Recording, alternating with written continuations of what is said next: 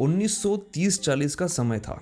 चीन, रशिया और कोरिया पर जापान का दबदबा था। इमेजिन कीजिए कि आप इन तीनों देशों में से किसी एक देश के नागरिक हैं।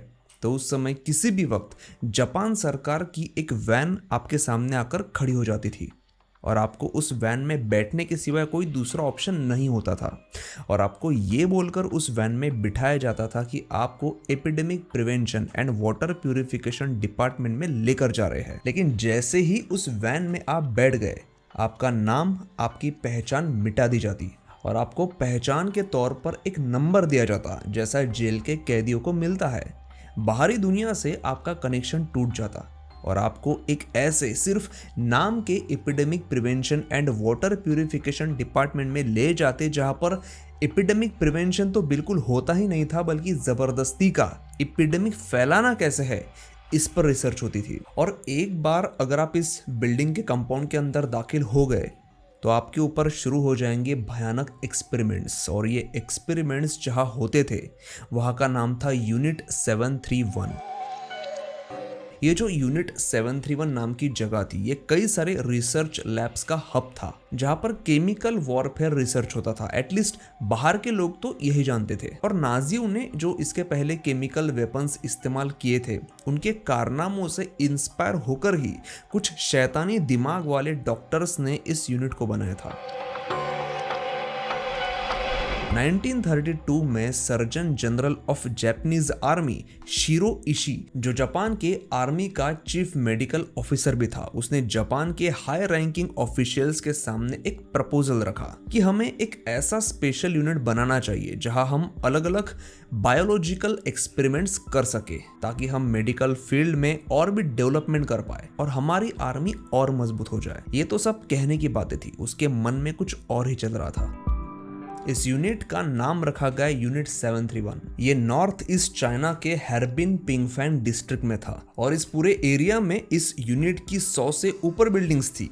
और नॉर्मल लोगों से इस यूनिट की असलियत छुपाने के लिए इसे epidemic prevention and water purification department of the quant ये नाम दिया गया, ताकि बाहर के लोग इस यूनिट की असलियत ना जान सके। लेकिन बायोलॉजिकल वेपन्स को खोजने की आड़ में यहाँ पर इंसानों पर अजीबोगरीब एक्सपेरिमेंट्स होने वाले थे। ये तब की बात है जब जापान दुनिया के सबसे ताकतवर देश में से एक हुआ करता था। वैसे जापान आज भी काफी पावरफुल है, लेकिन ये तब की बात है जब जापान को इंपीरियल जापान कहा जाता था। उस वक्त जापान की आर्मी भी काफी ताकतवर हुआ करती थी और उन्होंने चीन और रूस जैसे देशों को युद्ध में हराया था और चीन के बड़े हिस्से पर भी कब्जा किया था। और यहीं से सारे प्रॉब्लम की शुरुआत हुई थी। जापानी सैनिक रास्ते से चल रहे किसी भी चाइनीज, रशियन, मंगोलियन सिविलियन को उठाते थे और यूनिट 731 में ले जाते थे और वहां शुरू होता था उन बेचारों के साथ मौत का असली खेल। और इन रास्ते से और इवन घर में घुसकर उठाए जाने वाले लोगों में जवान लड़कियां भी थी, बुजुर्ग भी थे, बच्चे थे और जापानी साइंटिस्ट की सबसे फेवरेट प्रेग्नेंट लेडीज भी होती थी। अब प्रेग्नेंट लेडीज इन एक्सपेरिमेंट्स के लिए सबसे खास क्यों होती थी, आपको वीडियो में आगे पता चलेगा।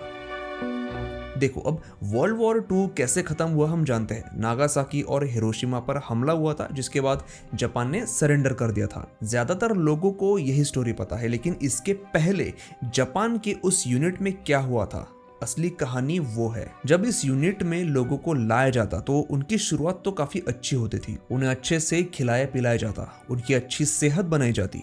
नहीं, ये मत सोचिए कि शिरो इशी जिसने ये यूनिट बनाया था वो दिल से अच्छा इंसान था, इसीलिए ये सब कर रहा था। ऐसा बिल्कुल नहीं था, बल्कि ये सब इसीलिए किया जाता था क्योंकि वो जो लोग थे जिनके ऊपर टेस्ट होने वाले थे, उनका शरीर थोड़ा हेल्दी बन जाए, ताकि उन पर बाद में जो टॉर्चर होने वाले हैं, जो एक्सपेरिमेंट्स होने वाले हैं, वो फेल ना हो। बीच एक्सपेरिमेंट में वो लोग मर ना जाए, क्योंकि वो लोग मरने वाले हैं ये तो पहले से पता होता था, लेकिन बीच एक्सपेरिमेंट में वो लोग ना मरे, ये सब इसीलिए किया जाता था। ये लोग क्या करते थे, अपने सब्जेक्ट में किसी भी वायरस या बैक्टीरिया को इंजेक्शन से उसके अंदर डालते थे जो किसी जानलेवा बीमारी का होता था, और फिर वो उस सब्जेक्ट को ऑब्जर्व करते थे कि उस वायरस का असर उस आदमी पर कितनी देर बाद होता है, कैसे होता है, और उस बीमारी के साथ वो कितनी देर तक जिंदा रह सकता है। ये सब मॉनिटर किया जाता था। और सामने वाला जो सब्जेक्ट था, जो हमारे जैसा इंसान था, जिसे ये लोग सब्जेक्ट कहते थे, बेसिकली वो मरता कैसे है, इसका तमाशा ये लोग दूर बैठकर देखा करते थे। और ये वायरस भी उन बीमारियों के होते थे जिन बीमारियों पर उस वक्त कोई इलाज नहीं था, क्योंकि यही वायरस तो इनको अपने दुश्मनों पर आगे इस्तेमाल करने थे। जो सेक्सुअली ट्रांसमिटेड डिसीजेस होते थे, इसका असर सब्जेक्ट पर कैसे होता है, ये जानने के लिए ये लोग क्या करते थे, इस एक्सपेरिमेंट के लिए एक ऐसे मेल या फीमेल पेशेंट को चुनते थे जिसे पहले से ही सिफिलिस या गोनोरिया जैसी उस समय की सबसे गंभीर और खतरनाक बीमारी होती थी, और फिर उस व्यक्ति के साथ एक नॉर्मल मेल या फीमेल का शारीरिक संबंध बनाया जाता था। अब ये सब फोर्सफुली होता था ऑब्वियसली, और अगर कोई सब्जेक्ट ऐसे किसी एक्सपेरिमेंट में काम करने से मना कर दे तो आपको क्या लगता है कि उसके साथ क्या होता था? उसे मार दिया जाता था। तो इसीलिए जान से हाथ धोने से अच्छा वो लोग यहाँ के साइंटिस्ट की बात मान लेते थे, इस होप में कि ये सब करने के बाद वो यहाँ से जिंदा बच के निकल पाएंगे, लेकिन ऐसा कभी नहीं होता था।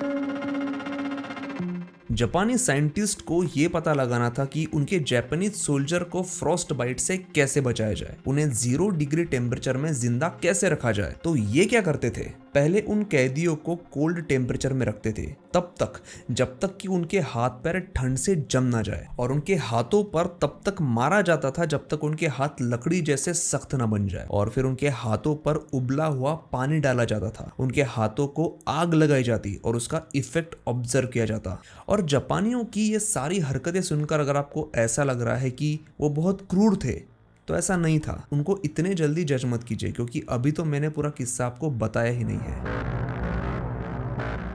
इन लोगों को कुछ एक्सपेरिमेंट्स के लिए ह्यूमन बॉडी के जो ऑर्गन्स थे उसकी जरूरत पड़ती थी। अब वो एक्सपेरिमेंट्स क्या थे ये वही लोग जाने। तो वो ऑर्गन्स निकालने के लिए ये लोग बच्चों का इस्तेमाल करते थे, और बच्चों के शरीर से वो ऑर्गन्स निकालते हुए ये बच्चों को बेहोश भी नहीं करते थे। मतलब उस छोटे से बच्चे को बिना बेहोश किए उसके शरीर को काट कर उसके शरीर के अंदर के जो ऑर्गन्स थे वो बाहर निकाल लिए जाते, और उनके फालतू एक्सपेरिमेंट्स के लिए वो ऑर्गन्स इस्तेमाल होते थे। मतलब यहाँ के साइंटिस्ट को कोई टोकने वाला ही नहीं था, मतलब किसी बाहर वाले को कोई फर्क ही नहीं पड़ता था कि यहाँ पे अंदर हो क्या रहा है। वहाँ की सरकार का बस यही कहना था कि हमको उस युद्ध में अमेरिका को घुटनों पर लाना है, बस उसके लिए तुम कुछ भी करो। इनका एक एक्सपेरिमेंट ऐसा था कि ये इस बात का पता लगाते थे कि किसी इंसान को अगर खाना नहीं दिया जाए तो उसको मरने में कितना टाइम लगेगा, और ये चेक करने के लिए ये लोग क्या करते थे, पहले उस सब्जेक्ट को भरपेट खाना देते थे, पानी देते थे, और फिर उसको भूखा रखते थे तब तक जब तक वो मर नहीं जाता। इनके एक एक्सपेरिमेंट में ये क्या करते थे कि सब्जेक्ट के हाथ और पैर को काट कर वैसे ही टांग देते थे और चेक करते थे कि उनके बॉडी से पूरा खून निकलने के लिए कितना समय लगता है, और फिर उस टाइमिंग को नोट डाउन करते थे। ये लोग उन्हें एक ऐसे कमरे में बंद करते थे जिसका टेम्परेचर बॉइलिंग पॉइंट के करीब होता था, सिर्फ ये देखने के लिए कि इंसानों के शरीर में मौजूद जो लिक्विड है उसको भाप बनने में कितनी देर लगती है। अपने किसी प्रिजनर को बर्फ में जमा कर 0 टेम्परेचर में रखकर ये देखते थे कि वो आदमी किस हद तक ठंड को बर्दाश्त कर सकता है, और उस टाइमिंग को नोट करके उनका डेटा निकालते थे। और ये ऐसे अजीबोगरीब एक्सपेरिमेंट किसी 2-4 आदमियों के साथ नहीं बल्कि हजारों प्रिजनर्स के साथ किए गए थे, और उनका डेटा निकाला गया था। तो मुझे ऐसा लगता है कि उस यूनिट के जो डॉक्टर्स, साइंटिस्ट, बैक्टीरियोलॉजिस्ट थे वो अपने आप को भगवान समझने लगे थे, क्योंकि उन्होंने आगे कुछ ऐसा कांड किया जिससे वो मानो भगवान को ही चैलेंज दे रहे हो। उन्होंने अपने हिसाब से इंसानों को बनाने की कोशिश शुरू कर दी थी, जैसे कि मानो एक इंसान का हाथ पैर काटकर दूसरे इंसान को जोड़ दिया, तो कभी एक इंसान का लेफ्ट हैंड काटकर दूसरे इंसान के राइट हैंड को जोड़ दिया, तो कभी लेफ्ट हैंड काट के राइट हैंड को। मतलब सोचो कि वहां पर चल क्या रहा था। और ये सब करते हुए ये सब एक्सपेरिमेंट जिस सब्जेक्ट के ऊपर होते थे, ना उन्हें कोई एनेस्थीसिया देता था, ना उन्हें चिल्लाने की परमिशन होती थी। अगर कोई सब्जेक्ट अपने हाथ को काटने से हो रहे दर्द की वजह से चिल्लाता और सामने वाले डॉक्टर को डिस्टर्ब करता, तो उस सब्जेक्ट को उसी हालत में आधा कटे हुए हालत में छोड़ दिया जाता। प्रेग्नेंट महिलाओं को भी बिना एनेस्थीसिया दिए उनका पेट फाड़कर समय से पहले ही उनके बच्चे को पेट से बाहर निकाला जाता, और उस प्रीमैच्योर बेबी पर ये लोग फिर एक्सपेरिमेंट्स करते। मतलब उन्होंने ऐसे गंदे गंदे एक्सपेरिमेंट्स किए कि ना आप सुनना चाहोगे, ना मैं इससे ज्यादा आपको बताना चाहूंगा। लेकिन आप ही सोचिए कि जिस बारे में सुनकर ही हमें इतना बुरा लग रहा है तो बेचारे जिन लोगों पर ये बीती होगी उनके बारे में क्या, कितने मेंटल ट्रॉमा से वो लोग गुजरे होंगे। और उनके ये कारनामे सिर्फ इस यूनिट 731 तक ही सीमित नहीं थे, बल्कि इस यूनिट के बाहर भी वो अपने एक्सपेरिमेंट शुरू कर चुके थे। इस यूनिट में जापानीज साइंटिस्ट ने ऐसी मक्खियां बनाई थी जो ब्यूबोनिक प्लेग फैलाती थी, और उन्होंने इन मक्खियों को प्लेन से ले जाकर चाइना के कुछ शहरों के ऊपर छोड़ दिया, और फिर कुछ ही दिनों में हजारों चाइनीज लोगों की प्लेग से मौत हो गई, और मौतों का ये आंकड़ा लाखों में पहुंचा। उन्होंने सिर्फ वहां के लोगों पर ही नहीं, वहां के खेतों पर, नदियों के ऊपर भी जहरीले केमिकल्स डाले, जिससे लाखों लोग मारे गए थे। जापानियों द्वारा शुरू किया बायोलॉजिकल वॉरफेयर इतना खतरनाक था कि वो इन खतरनाक वायरसेस और बैक्टीरियाज को ग्राम्स में नहीं बल्कि किलोज में इस्तेमाल करते थे। किसी वायरस या बैक्टीरिया की किलो में क्वांटिटी बहुत ज्यादा होती है। उस वक्त यूनिट 731 में इतनी ज्यादा मात्रा में लीदल वायरसेस बनाए गए थे जिनके इस्तेमाल से आज की जो टोटल पॉपुलेशन है उसे भी आसानी से मारा जा सकता है। दुनिया भर के कई सारे प्रोफेशनल्स ने जब उनके एक्सपेरिमेंट्स की फुटेजेस देखी थी, उनके एक्सपेरिमेंट्स का डेटा देखा था, तो उनका कहना था कि उनके ज्यादातर एक्सपेरिमेंट्स बिना मतलब के थे, और उन एक्सपेरिमेंट्स से ना साइंस का फायदा होने वाला था ना मेडिकल फील्ड का। ये एक्सपेरिमेंट्स वो बस इसीलिए कर रहे थे क्योंकि उन्हें ये करते वक्त मजा आ रहा था। वहां पर काम कर रहे अधिकारियों की मेंटेलिटी किसी साइकोपैथ जैसी हो गई थी, क्योंकि उनके हाथों में अचानक ऐसी पावर आ गई थी कि सामने वाले निहत थे। बेचारे इंसानों की जिंदगी और मौत का फैसला उनके हाथों में था, तो बस वो अपने इस पावर का मजा ले रहे थे। फाइनली जब जापान ने सरेंडर किया तो यूनिट 731 में जो कारनामे शुरू थे वो बंद हो गए, और इस यूनिट को शुरू करने वाले जो 2 हैवान थे उन्हें पकड़ लिया गया। लेकिन इंटरेस्टिंगली अमेरिका ने भी उन्हें छोड़ दिया। इसके पीछे का रीजन पता है? इसके पीछे का रीजन ये बताया जाता है कि अमेरिका ने उनके साथ एक सौदा किया, और जो डेटा उनके पास अवेलेबल था उन एक्सपेरिमेंट्स का, उस डेटा के बदले उन पर ये मेहरबानी की गई। मतलब देखिए, अगर ये बात सच है तो अमेरिका ने भी एक तरह से उन बेचारे लोगों की मौत का सौदा किया था। आज का ये एपिसोड आपको कैसा लगा मुझे नीचे कमेंट करके जरूर बताइए, और अच्छा लगा हो तो प्लीज लाइक जरूर करिए। मैं हूं सुमित और मैं मिलता हूं आपसे अगले एपिसोड में।